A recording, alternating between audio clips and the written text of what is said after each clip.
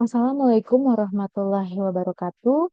Perkenalkan, nama saya Evelyn Safina, mahasiswa Magister Akuntansi Fakultas Ekonomi dan Bisnis Universitas Negeri Jakarta. Pada kesempatan kali ini, saya akan mempresentasikan hasil dari proposal tesis saya yang berjudul Pengaruh Perencanaan Pajak, Profitabilitas, Struktur Modal terhadap Pajak Penghasilan Badan Terutang dengan Biaya Operasional sebagai Variabel Moderating.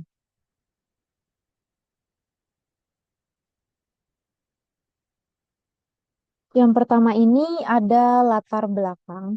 Nah, jadi laporan keuangan ini memiliki peran penting sebagai sumber informasi bagi para stakeholders dalam menilai kinerja manajemen suatu perusahaan. Tidak hanya terfokus pada aspek keuangan, laporan ini juga memberikan gambaran mengenai posisi keuangan, performa perusahaan, kewajiban pajak, serta perubahan kondisi keuangan dari periode sebelumnya hingga saat ini.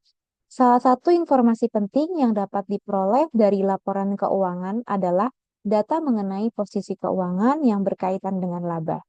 Perusahaan dengan laba yang tinggi umumnya memiliki keunggulan dalam memperluas cakupan bisnisnya, terutama dalam aspek penjualan. Berdasarkan Undang-Undang Ketentuan Umum dan Tata Cara Perpajakan atau yang disebut juga dengan Undang-Undang KUP, pajak merupakan kontribusi wajib yang dibayarkan oleh wajib pajak atau WP kepada negara berdasarkan ketentuan undang-undang yang bersifat memaksa dan tidak memberikan imbalan secara langsung kepada pembayarnya yang digunakan sebesar-besarnya untuk mendukung kebutuhan negara demi kesejahteraan masyarakat. Sesuai dengan ketentuan dalam pasal 6 ayat 1 Undang-Undang Nomor 36 Tahun 2008, pajak penghasilan badan ini merupakan salah satu bentuk jenis penerimaan pajak di Indonesia. Nah, PPh Badan ini memiliki keterkaitan erat dengan biaya operasional yang dikeluarkan dalam menjalankan usaha. Karena biaya tersebut ini berfungsi sebagai pengurang dari pendapatan operasional. Oleh karena itu, semakin tinggi biaya operasional yang dikeluarkan perusahaan, maka laba yang diperoleh pun akan semakin kecil. Sehingga jumlah pajak penghasilan badan yang harus dibayarkan ke kas negara juga menjadi lebih rendah. Nah, ini merupakan salah satu tabel dari realisasi penerimaan negara tahun 2022 sampai dengan 2024. Next, berdasarkan data tersebut yang tercantum dalam tabel itu, diketahui bahwa besarnya peran pajak dalam pembiayaan negara, hal ini tuh seharusnya menjadi perhatian utama bagi pemerintah untuk lebih mengupayakan pencapaian target penerimaan pajak di setiap periodenya.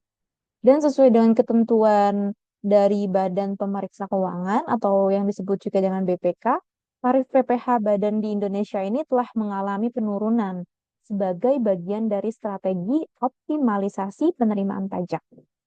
Lalu kita dapat melihat tarif dari PPh Badan ya. Jadi berdasarkan dengan tarif pada tabel tersebut, dapat penurunan tarif PPh Badan dari 25% pada tahun 2010 menjadi 22% pada periode 2020 hingga 2024. Nah, di Indonesia meskipun pemerintah sudah menurunkan tarif PPh Badan, perusahaan-perusahaan itu masih aja melakukan tindakan pelanggaran pajak yang sering ditemukan.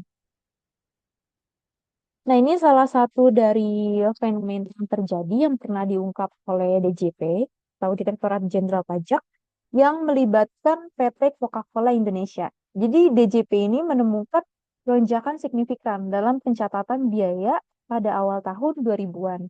Jadi peningkatan pengeluaran tersebut itu menyebabkan penurunan penghasilan kena pajak atau PKP yang pada akhirnya ini berdampak pada jumlah pajak yang harus dibayar sehingga menjadi lebih kecil. Dan biaya yang dimaksud itu berkaitan dengan pengeluaran iklan Coca-Cola selama periode 2002 hingga 2006 dengan total mencapai 566,84 miliar. Nah, karena penghasilan kena pajak atau PKP-nya menurun, sehingga si PT Coca-Cola Indonesia ini seharusnya membayar pajak sebesar 603,48 miliar.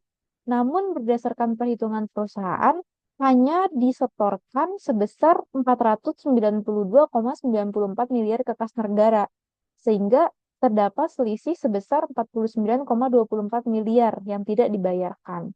Nah, fenomena tersebut ini berkaitan dengan besarnya PPh Badan Terutang, di mana pencatatan lonjakan biaya oleh oleh PT Coca-Cola ini menyebabkan jumlah pajak yang harus dibayar itu menjadi lebih rendah. Dan hal ini juga disebabkan oleh meningkatnya biaya yang dicatat, sehingga mengurangi laba kena pajak dan berdampak pada penurunan PPh terutang tersebut. Nah, lalu untuk tarif PPh Badan ini terus-menerus mengalami penurunan. Dan tarif PPh Badan yang berlaku saat ini merupakan tarif pajak rendah selama tahun berjalan. Dan ada beberapa faktor yang dapat mempengaruhi pajak penghasilan badan yang akan diteliti dalam riset ini. Di antaranya ada perencanaan pajak, profitabilitas, struktur modal, dan biaya operasional. Namun, pada praktiknya masih saja ditemukan berbagai kecurangan yang dilakukan oleh perusahaan dalam upaya penurunan beban pajak. Nah, lalu untuk perencanaan pajak itu sendiri ini merupakan strategi untuk memenuhi kewajiban perpajakan dengan cara mengatur, mengkoordinasikan, dan mengawasi aspek-aspek pajak, sehingga beban pajak yang ditanggung perusahaan dapat ditekan seminimal mungkin tanpa melanggar ketentuan hukum yang berlaku. Profitabilitas ini merupakan standar pengukuran baik buruk kondisi suatu perusahaan yang dapat dinilai dari kinerja keuangan dengan melakukan analisis terhadap rasio keuangan. Lalu untuk struktur modal ini merupakan perbandingan antara sumber daya jangka panjang yang berasal dari pinjaman dengan dana yang berasal dari modal sendiri. Lalu untuk biaya operasional ini merupakan seluruh pengeluaran yang dikeluarkan oleh perusahaan untuk membiayai aktivitas operasionalnya dalam rangka mencapai tujuan yang telah ditetapkan. Lalu selanjutnya ini ada rumusan masalah. Yang pertama ini adalah apakah perencanaan pajak memiliki pengaruh terhadap PPh Badan Terutang pada perusahaan manufaktur yang terdapat di BEI? Lalu yang kedua, apakah profitabilitas memiliki pengaruh terhadap PPh Badan pada perusahaan manufaktur yang terdaftar di BEI? Yang ketiga itu ada apakah struktur modal ini memiliki pengaruh terhadap PPh Badan Terutang pada perusahaan manufaktur yang terdaftar di BEI? Dan yang keempat ini, apakah biaya operasional memoderasi pengaruh perencanaan pajak terhadap PPh Badan yang terutang pada perusahaan manufaktur yang terdaftar di BEI? Lalu yang kelima ini ada apakah biaya operasional memoderasi pengaruh profitabilitas pada PPh Badan yang terutang pada perusahaan manufaktur yang terdaftar di BEI dan apakah struktur modal ini memoderasi pengaruh perencanaan pajak terhadap PPh Badan Terutang pada perusahaan manufaktur yang terdaftar di BEI. Lalu untuk tujuan penelitiannya itu sendiri, yang pertama untuk mengetahui apakah perencanaan pajak ini memiliki pengaruh terhadap PPh Badan Terutang pada perusahaan manufaktur yang terdaftar di BEI, untuk mengetahui apakah profitabilitas memiliki pengaruh terhadap PPh Badan yang terdaftar pada perusahaan manufaktur di BEI. Lalu yang ketiga ini untuk mengetahui apakah struktur modal ini memiliki pengaruh terhadap PPh Badan pada perusahaan manufaktur yang terdaftar di BEI. Yang keempat ini untuk mengetahui apakah biaya operasional memoderasi pengaruh perencanaan pajak terhadap PPh Badan terutang pada perusahaan manufaktur yang terdaftar di BEI. Lalu yang kelima untuk mengetahui apakah si biaya operasional ini memoderasi pengaruh profitabilitas terhadap PPh Badan Terutang pada perusahaan manufaktur yang terdaftar di BEI? Dan yang terakhir, untuk mengetahui apakah struktur modal ini memoderasi pengaruh perencanaan pajak terhadap PPh Badan Terutang pada perusahaan manufaktur yang terdaftar di BEI. Lalu yang selanjutnya ini ada telaah mengenai dari masing-masing teori. Yang pertama ini ada teori agensi. Jadi Johnson and McLean pada tahun 1976 dia menjelaskan bahwa hubungan keagenan ini adalah satu atau lebih pihak sebagai prinsipal dan pihak lain itu sebagai agen. Menegakkan mandat dan keputusan membuat keputusan atas nama prinsipal. Jadi prinsipal ini memperkerjakan agen untuk melakukan tugas untuk keuntungan prinsipal. lalu melibatkan pendelegasian wewenang pengambilan keputusan dari prinsipal pada agen. Ada model perseroan, terdiri dari saham-saham yang pemegangnya ini terdiri dari prinsipal dan CEO. Nah, bertindak sebagai agen. Dalam penelitian ini juga dapat dijelaskan dengan adanya keterkaitan kepentingan atas laba perusahaan antara pihak pembayar atau disebut juga dengan manajemen perusahaan yang berperan sebagai agen dan pihak pemungut pajak atau fiskus yang bertindak sebagai prinsipal. Selanjutnya ini ada teori sinyal. Jadi teori ini mengemukakan bahwa seharusnya perusahaan ini memberikan sinyal kepada pengguna laporan keuangan. Teori sinyal itu juga menekankan pentingnya informasi yang disampaikan oleh perusahaan agar dapat memberikan sinyal positif yang mempengaruhi keputusan investasi dari pihak eksternal dan menyampaikan informasi kepada pengguna laporan keuangan mengenai kondisi profitabilitas perusahaan, apakah dalam keadaan baik atau buruk. Selanjutnya ada pajak penghasilan badan terutang atau PPh badan terutang ini sebagaimana yang tercantum dalam pasal 2 ayat 1 Undang-Undang mewajibkan setiap entitas untuk membayar pajak atas seluruh penghasilan yang diperolehnya, baik itu dari dalam maupun luar negeri. Sedangkan untuk PPh pasal 25 ini merupakan angsuran pajak yang wajib dibayarkan sendiri oleh si WP tersebut setiap bulan selama tahun pajak berjalan. Sementara itu untuk PPh 29 ini merupakan selisih antara total PPh terutang dalam satu tahun pajak dengan jumlah kredit pajak serta angsuran yang telah dibayar selama periode pajak tersebut. Next, yaitu ada perencanaan pajak. Jadi perencanaan pajak atau disebut juga dengan tax planning, ini merupakan langkah strategis yang diambil oleh manajemen perusahaan untuk menekan beban pajak agar tidak terlalu tinggi. Dan strategi ini juga dilakukan secara legal dan efektif guna mengurangi biaya pajak tanpa melanggar ketentuan perpajakan. Lalu selanjutnya ini ada profitabilitas. Jadi profitabilitas ini merupakan ukuran yang menunjukkan sejauh mana sih kemampuan suatu perusahaan itu dapat memperoleh laba dari tingkat penjualan, penggunaan aset, serta modal saham yang dimilikinya. Dan yang terakhir ini ada struktur modal. Jadi struktur modal atau disebut juga dengan capital structure merupakan bagian dari struktur keuangan yang terfokus pada pembiayaan jangka panjang atau permanen. Nah, umumnya struktur modal itu mencakup perbandingan antara modal sendiri atau ekuitas dan modal asing atau utang. Nah, oleh karena itu, memilih struktur modal yang optimal ini sangat penting bagi perusahaan dalam mencapai tujuan jangka panjangnya sehingga pertumbuhan yang berkelanjutan, keberlangsungan bisnis, dan peningkatan nilai bagi pemegang saham. Dan yang terakhir ini ada biaya operasional. Jadi biaya operasional ini adalah pengeluaran yang berkaitan langsung dengan aktivitas operasional perusahaan. Biaya operasional ini merujuk pada semua pengeluaran yang dilakukan oleh perusahaan dalam rangka melaksanakan kegiatan bisnis sehari-hari untuk menghasilkan barang atau jasa. Nah, biaya ini memainkan peran penting dalam menentukan laba yang diperoleh oleh perusahaan. Nah, ini merupakan dari beberapa penelitian yang relevan untuk judul saya. Nah, selanjutnya ini ada beberapa hipotesis yang diajukan. Yang pertama itu, tax planning ini berpengaruh positif terhadap pajak penghasilan badan, lalu profitabilitas berpengaruh positif terhadap pajak penghasilan badan, struktur modal berpengaruh positif terhadap PPh badan, lalu biaya operasional mampu memoderasi pengaruh perencanaan pajak terhadap PPh badan, biaya operasional mampu memoderasi pengaruh profitabilitas terhadap PPh badan, dan biaya operasional mampu memoderasi pengaruh struktur modal terhadap pajak penghasilan badan.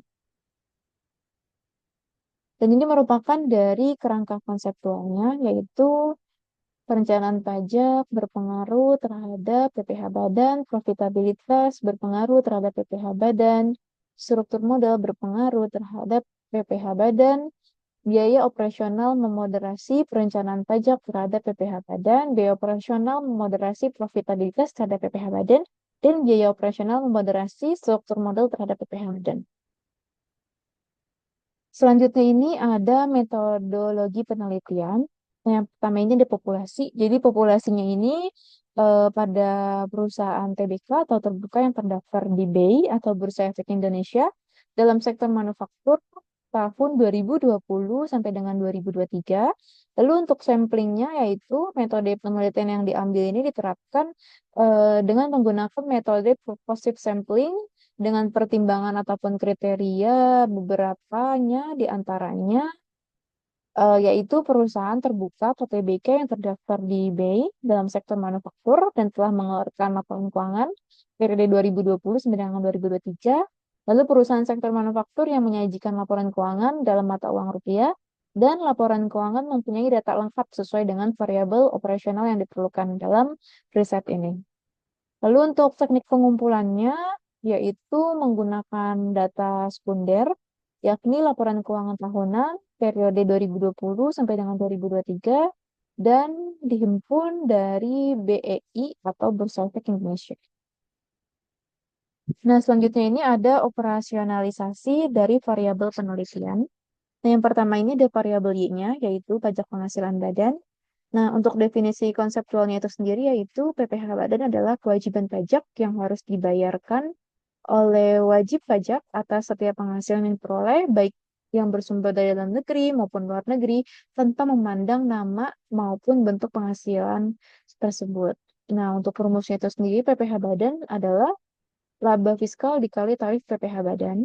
Lalu yang kedua ini ada variabel X1, perencanaan pajak, adalah proses strategis untuk mengelola kewajiban pajak seseorang atau badan usaha dengan cara yang sah untuk meminimalkan jumlah pajak yang harus dibayar sekaligus tetap mematuhi peraturan perpajakan yang berlaku. Rumusnya yaitu beban pajak dibagi dengan laba sebelum pajak. Lalu ada variabel X2 yaitu profitabilitas adalah kemampuan suatu perusahaan atau usaha untuk menghasilkan laba ataupun profit dari kegiatan operasionalnya dalam suatu periode tertentu yang tercermin dari besarnya tingkat keuntungan yang diperoleh perusahaan baik terhadap penjualan maupun investasi yang dilakukan. Dengan menggunakan ROA, ROA yaitu laba setelah pajak dibagi total aktiva dikali 100%. Lalu selanjutnya ada variabel X3 yaitu struktur modal adalah komposisi antara utang dan modal sendiri atau ekuitas yang digunakan oleh suatu perusahaan untuk membiayai aktivitas operasional dan investasinya dengan menggunakan DER yaitu total hutang dibagi total ekuitas dikali 100%. Dan yang terakhir ini ada variabel Z yaitu biaya operasional dan biaya operasional itu sendiri adalah total biaya yang berkaitan dengan kegiatan operasional perusahaan yang mencakup di dalamnya biaya penjualan serta biaya administrasi dan untung dengan rumus biaya operasional yaitu biaya penjualan ditambah biaya ADM dan umum. Lalu selanjutnya ini ada teknik analisis data. Teknik analisis datanya itu yang pertama ada teknik analisis statistik deskriptif, lalu ada uji koefisien determinasi, lalu ada uji korelasi, lalu ada uji simultan, lalu ada uji asumsi klasik, dan ada uji hipotesis. Oke, sekian dari presentasi saya. Kurang lebihnya mohon dimaafkan. Wassalamualaikum warahmatullahi wabarakatuh.